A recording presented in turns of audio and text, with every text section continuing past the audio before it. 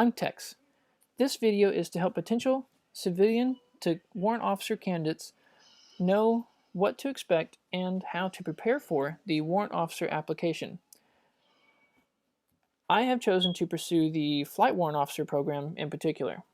So first I'm going to tell you a little bit about myself, and that way you get an idea as to what was inside my application. My name is Tex. I'm from South Texas. I'm 28 years old, married with 2 children. I've been working in my current profession for 7 years. I went to school for it and received my fixed-wing pilot's license 4 years ago.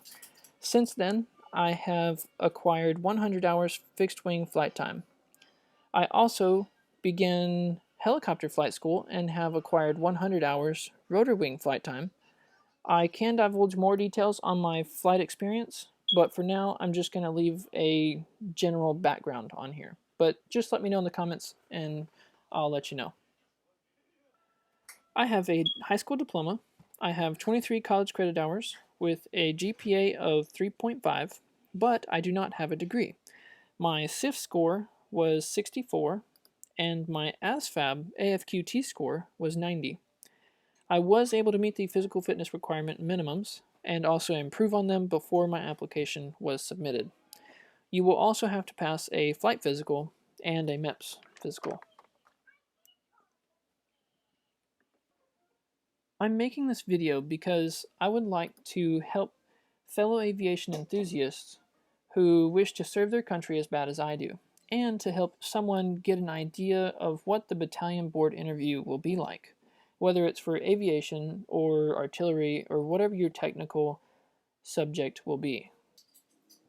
So after my application was submitted, I began searching online forums to try and find out just exactly what you're trying to figure out, which is what the battalion board is looking for and what they're going to ask me.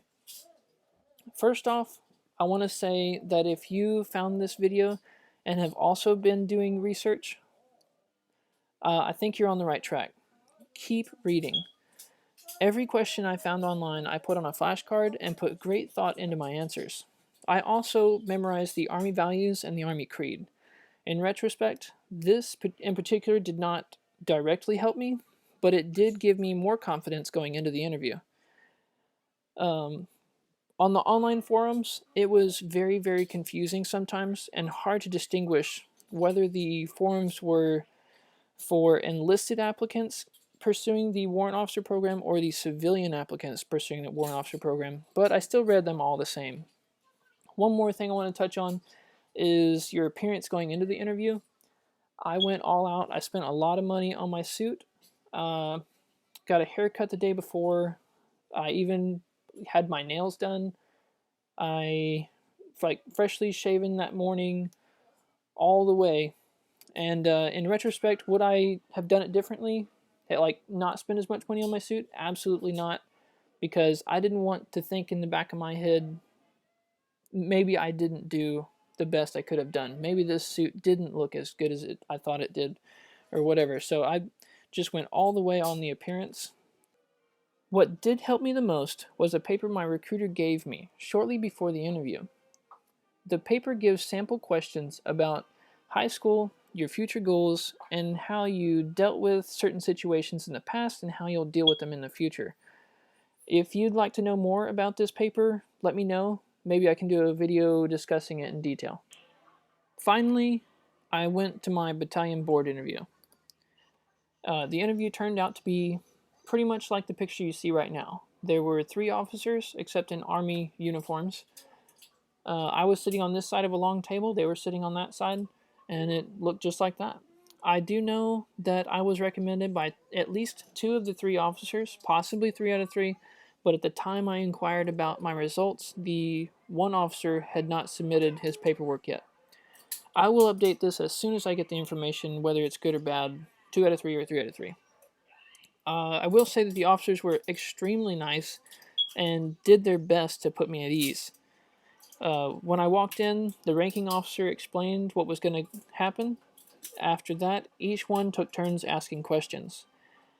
I made it a point to be confident, but not arrogant. Again, this all took place with a semi-casual atmosphere. what I mean by that is that it definitely is a professional setting, but the officers were blending the questions in with conversation.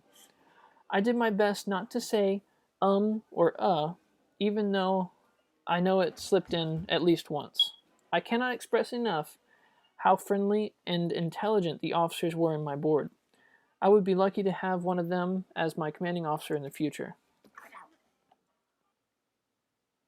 The officers asked me questions like, if I had a problem with something my supervisor told me to do, what would I do and how would I handle it? They also asked me, how have you prepared yourself for future growth? So, in conclusion, I do know that I passed the board interview and that my packet was successfully submitted to the Fort Rucker board. I do not know, however, if I've been selected by the Fort Rucker board yet. I will be posting videos about this as soon as I know something.